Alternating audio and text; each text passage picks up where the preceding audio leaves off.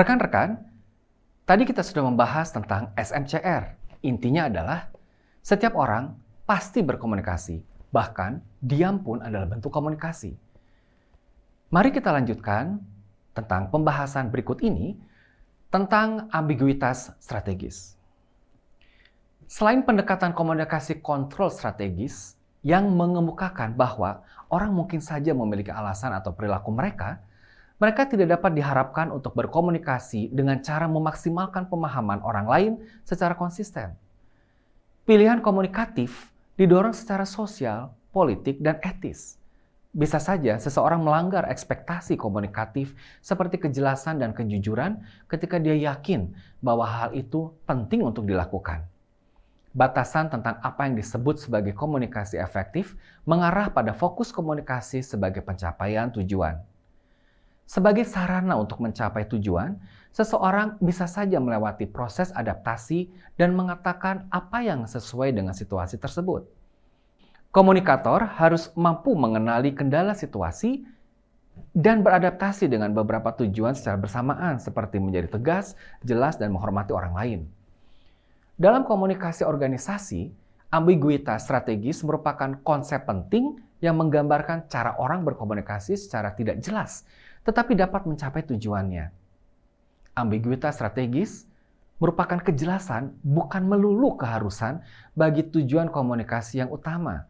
Pesan ambigu dapat dilakukan secara produktif dalam komunikasi organisasi. Ambiguitas strategis menguntungkan dari berbagai makna yang dapat diberikan oleh orang yang berbeda pada pesan yang sama. Misalnya slogan Nike, Just Do It. Cukup ambigu untuk memungkinkan semua konsumen Nike membaca makna mereka sendiri atas slogan tersebut. Berikutnya tentang ambiguitas strategis. Ambiguitas strategis mempertahankan posisi istimewa dengan melindungi mereka yang memiliki kekuatan dari pengawasan ketat orang lain. Misalnya, karyawan dapat menjaga kerahasiaan, menghindari konflik, dan menyembunyikan informasi kunci yang dapat memberi mereka keunggulan kompetitif. Artinya, ambiguitas strategis dapat disangkal, yaitu kata-kata tampaknya berarti suatu hal. Tetapi di bawah tekanan, kata-kata itu tampaknya dapat berarti sesuatu yang lain. Ambiguitas strategis memfasilitasi perubahan organisasi dengan memberi ruang interpretasi kepada orang-orang untuk mengubah aktivitas bisnis mereka. Misalnya, dengan ditemukannya pesawat terbang, perusahaan kapal laut yang menyediakan perjalanan luar negeri menghadapi tantangan besar. Perusahaan yang mendefinisikan diri sendiri sebagai perusahaan transportasi tidak akan bertahan, sedangkan perusahaan yang menafsirkan bisnis mereka secara lebih luas dan ambigu sebagai hiburan bisa saja mengembangkan bisnis rekreasi kapal pesiar. Lalu bagaimana dengan komunikasi sebagai kontrol strategis? Ini adalah pembahasan lanjutan.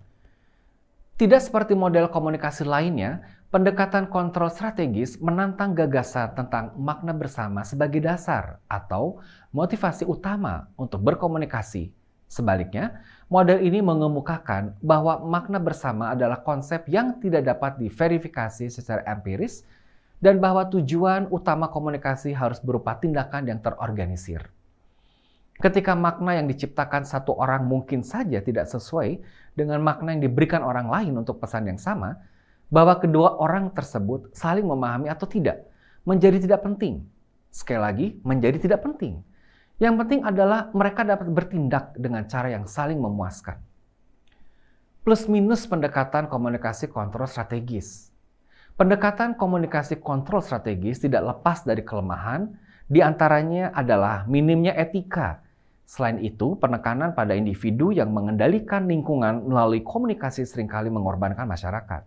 Sehingga masalah yang terkait dengan kerjasama, koordinasi, kekuasaan, dan ketidaksetaraan, hubungan antar individu dan kelompok yang saling bergantung menjadi tidak jelas.